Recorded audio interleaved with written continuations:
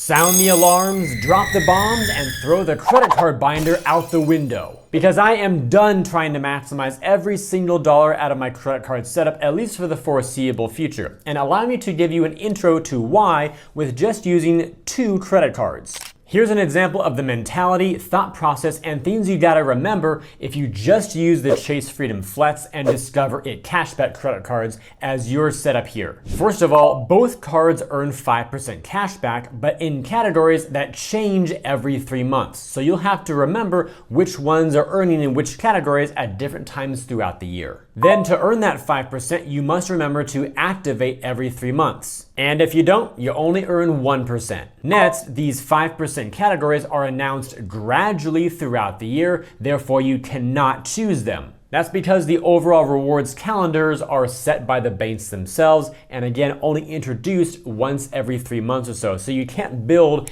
a whole year-long credit card strategy setup until you know what the next quarter is gonna be. Then once you know what these 5% categories are going to be for the quarter, they could overlap completely from one issuer's version of their card to another, or they could overlap partially or not at all. You'll also have to remember when you see your rewards dashboards that the Chase Freedom Flex earns its cashback as points called Ultimate Rewards worth 1 cent each. So there's an example there on the screen for you to see. Then the Discover It cashback earns standard cash rewards in a dollar figure. Furthermore, the Chase Freedom Flex has additional rewards categories beyond the quarterly ones, like 5% on Chase Travel, then 3% on dining at restaurants and drugstores, while the Discover It does not have those additional categories.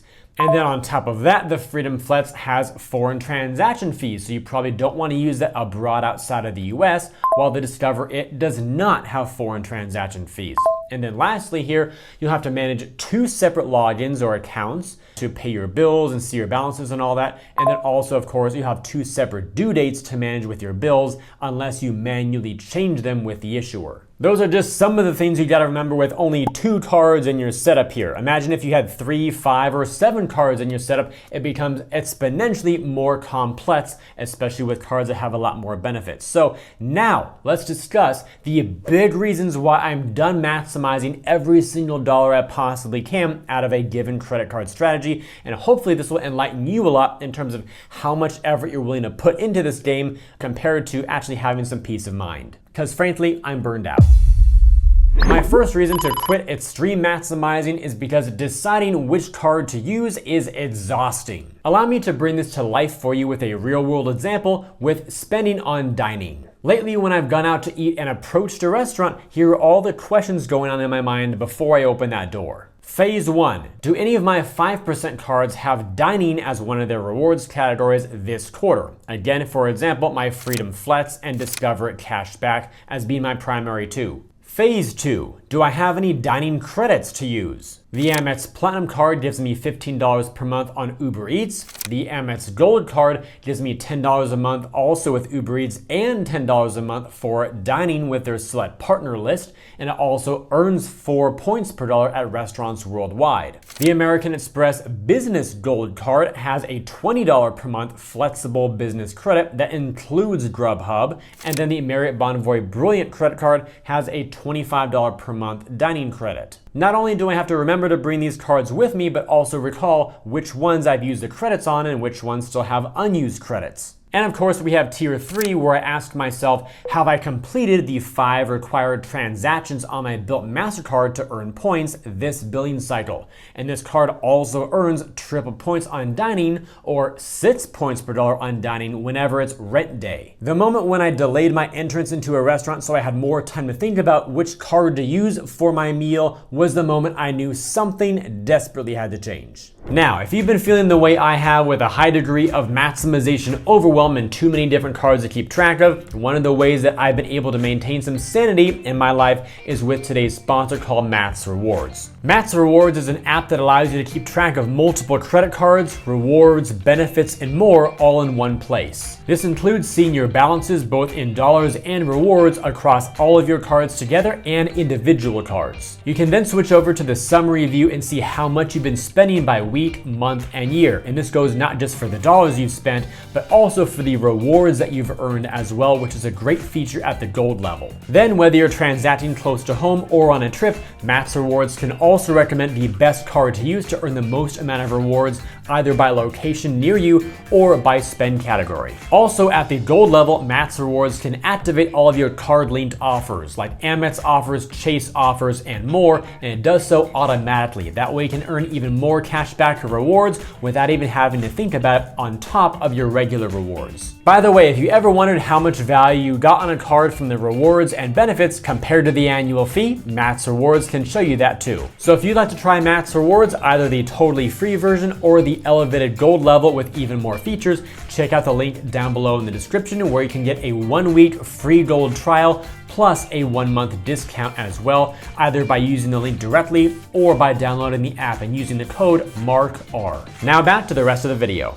Reason number 2 to quit the maximization game is spreading out your rewards among too many programs can be counterproductive. Let's bring this example to life with some credit cards and numbers. Let's say you had these 5 credit cards in your wallet: the Amex Gold Card, Capital One Venture X, Wells Fargo Autograph, Hilton Honors Surpass American Express Card, and the Advantage Aviator Red World Elite MasterCard. Each one of these cards is great on its own for different reasons, and let's say you were using them for different purchases throughout the year to earn more points, rewards, and of course some perks as well. And let's say you earned these amount of points given your 12-month yearly spend. We'll also add in the value of these points. The first column was if you book travel through the portal of the bank, or if you book directly with the airline or the hotel, given those programs. And then also if you have transfer partner options, I gave some more heightened values there because you may be able to extract a lot more value in that method. So as you gaze over these different balances here, you kind of realize that, well, it's nice to have these rewards, better than nothing, but none of them are really that spectacular of a balance. And that leads us to the first major problem, which is you end up with a bunch of these small balances across multiple programs, and they don't really amount to anything significant that you can use to dramatically reduce the cost of your flight, hotel, or cruise, or whatever it is you're buying. A big reason for that is our next point here is that you cannot combine points directly. That's because if you got a bunch of Amex points and some Chase points or Capital One miles, you can't just put them together and then go use them collectively for your flight.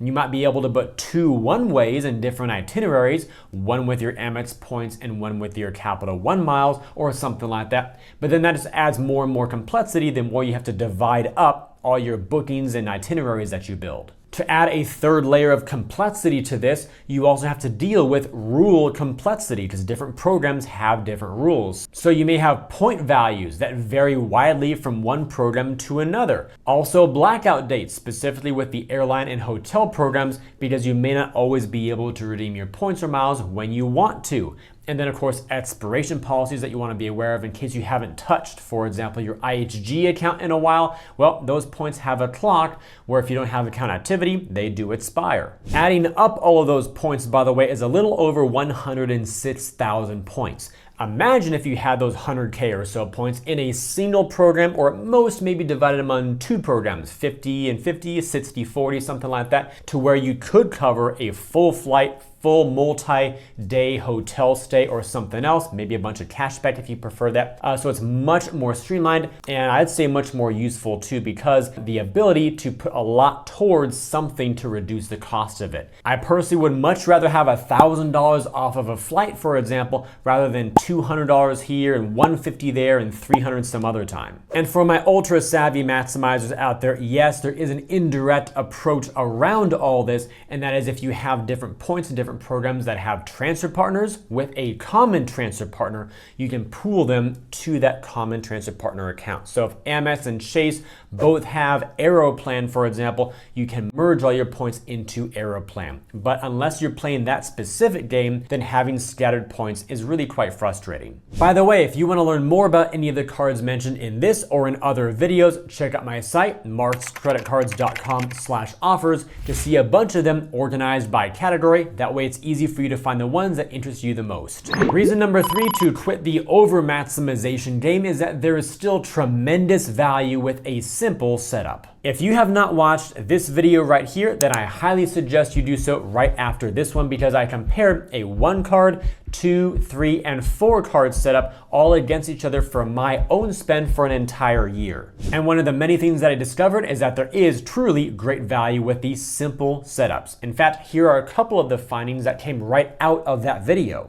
The Capital One Duo, consisting of the Venture X and Saver 1, could have earned me $2,000 of travel value, and then the City Trifecta with the Premier, Custom Cash, and Double Cash would have earned even more at a little over $2,200 of travel value. And I would venture to say that most people can handle 2 or at most 3 cards. Or if not, if you prefer just 1 card, again, watch that other video because it shows how good a 1 card setup can still be. My 4th reason for feeling maximization overwhelm was that the benefits start to overlap among cards. Check out these 5 travel cards here on the screen. We have 1 general travel card, a couple ones for airlines, and a couple for hotels as well. But believe it or not, all of these have a credit for TSA PreCheck / global entry. Or how about these 5 premium travel cards? Every single one of these has some sort of a travel credit. The Venture X has its Capital One travel credit for $300.